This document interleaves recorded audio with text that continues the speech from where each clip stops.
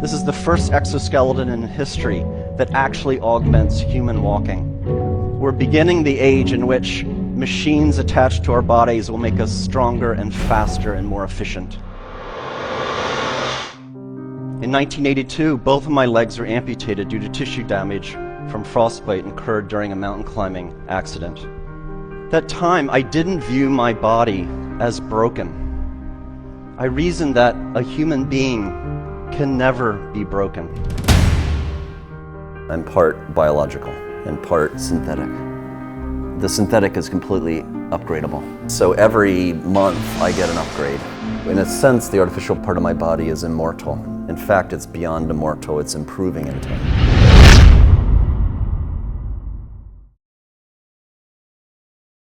非常感谢您接受我的采访。My pleasure. 我很想知道，就是在您脚受伤以后啊，大概花了多长时间你去转变自己的想法的？你是怎么样让自己变得坚强起来的？ After my biological limbs were amputated, I quickly realized that I actually had an opportunity. That part of my body was missing, so I could create anything in that blank space. You know, a writer sees a blank piece of paper and sees opportunity, because beautiful words could be put on that paper. I saw what was the space between my knees and the ground, that missing amputated body part, as a blank palette for which to create. And I imagined all these new types of limbs and appendages that I could build to extend my capability to express in ways that possibly no one's ever expressed before. Possibly running faster and flying and having superpowers. A human being can never be broken. Technology is broken. Technology is inadequate. This simple but powerful idea was a call to arms to advance technology for the elimination of my own disability and ultimately to the disability of others. 大部分的人在出现这种情况的时候都变得很悲观，而你却立刻的转换了你的想法，变成是一个超级乐观的人。这说明可能我有一个猜想，就是一个人的乐观和悲观，他开心和不开心，可能跟他的外在的身体啊或者环境没有直接的关系。那你是如何有这样一种乐观的精神的呢？ I just had a vision, a dream. The dream was that our bodies are not static, our bodies are not invariant.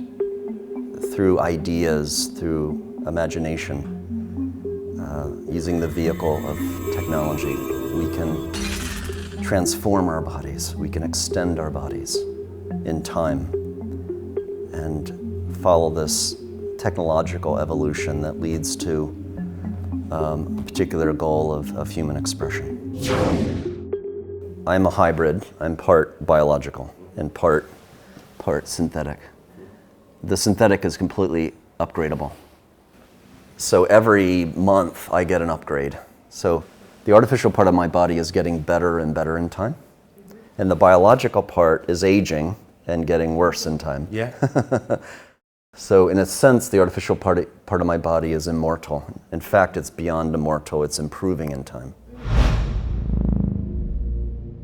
如果这样研究的话，人的意识是怎么样改变我们的身体的？意识是可以上传和下载的吗？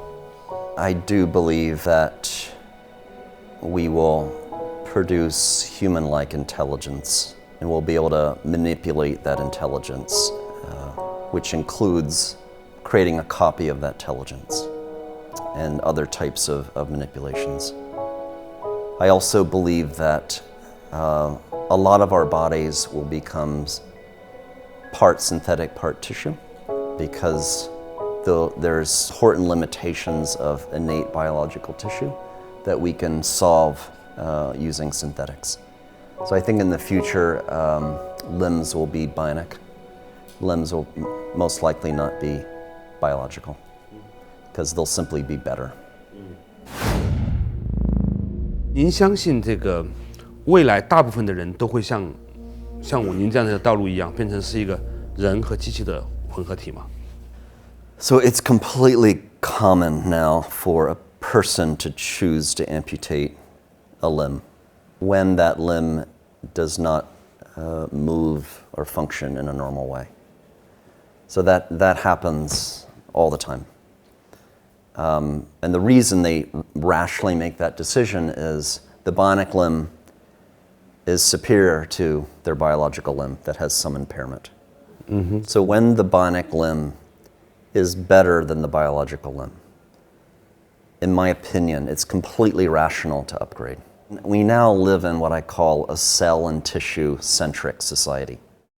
We believe the cells of our bodies are somehow mystical and magic and holy.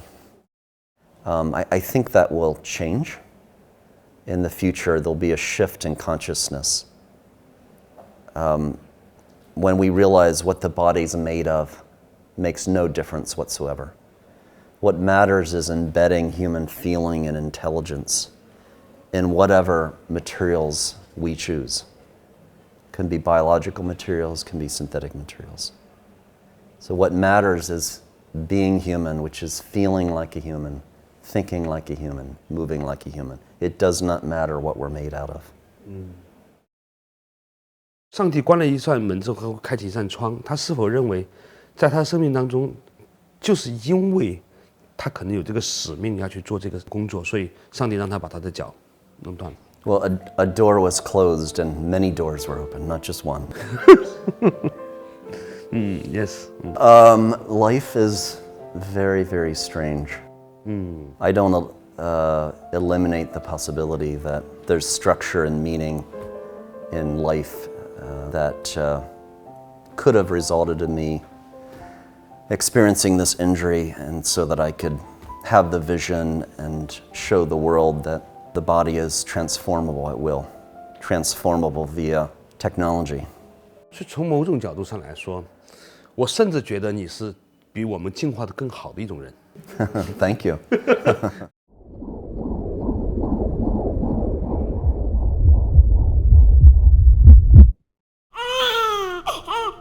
So if you ask me, in my view, what does humanity have to do now? We need to redesign humans to have a greater level of empathy. Humans have dreamed for millennia of creating a world without war, and we've never come close. Not even close, ever. And I think it's time to recognize that the human animal was evolved largely during hunter-gatherer societies, and that human design perhaps is no longer appropriate for modern society. And perhaps we should use bionics to augment something so fundamental and critical as empathy. So I asked the question, if technologically we could enhance human empathy, and if we were to increase empathy by 20%, would we have a war ever again? How would that impact society? How would that impact the world? So to me, it's critically important that we think about how to enhance kindness and empathy, both from a culture perspective as well as technologically. I believe there will ultimately be several strategies. The strategy that we're looking at is by actuating, by stimulating the vagus nerve. You can view nerves as a superhighway into the brain. And we're trying to designate the molecular targets for empathy, where we can at will, via computers and programming, A, measure empathy, and B, enhance empathy when needed. It's the nexus of the nervous system. It's arguably the most important nerve in the human body. There's already a treatment where the vagus nerve is stimulated electrically to treat depression. And there's a hypothesis that a person with profound empathy, a person that maybe studies Buddhism, has profound vagus nerve activity. And a person with very low empathy has very poor vagus nerve activity. 中医里面有类似的说法，因为这个地方呢是主肝胆，所以呢，肝胆呢其实就是跟慈悲和决断有关。所以呢，其实我觉得这我应该是 make sense 的一件事情。所以今天非常高兴能够和您聊天。I'm honored to be here. 你帮我看见了人类的未来，这是一件非常了不起的事情。Thank you.